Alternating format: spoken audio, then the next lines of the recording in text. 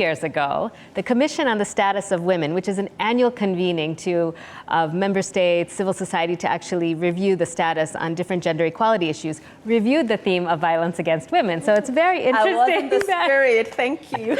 But what I can say is 10 years later, we actually have so much evidence of what is required to prevent violence against women from happening. So we have the evidence as what's needed. What we're missing is really the investments and the political will to make it happen. Why is that?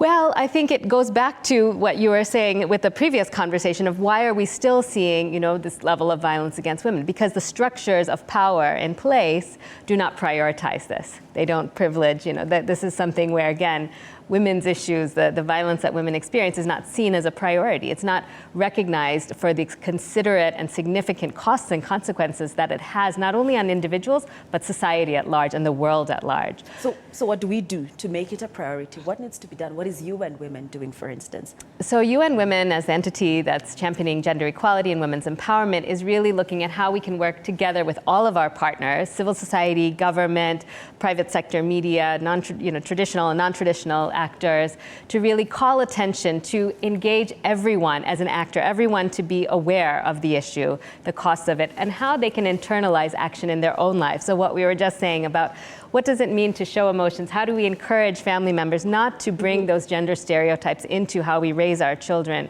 into how we engage with our partners, our loved ones, into how we engage at work, but also to say, how can we really hold those who have obligations to act accountable for their actions? So we see a lot of wonderful commitments, strategies, policies, action plans, committing to uphold the right for women and girls to live free of violence. But what we don't see is allocation of budgets to ensure that the actions that are needed are actually taken, such as investing in school-based programming, parenting programs, relationships, and addressing poverty, making public spaces safe. These are some of the strategies that we know work, but we need the investment to make it happen. And very, very important, I want to highlight, is also investment in women's rights organizations, because they are historically and remain at the front lines of addressing this issue, but remain also significantly underfunded on these. Diana, you sit at the anti-FGM board, and we shall talk about FGM, female genital mutilation. What are we not doing? I would love, first of all, to speak about the political goodwill.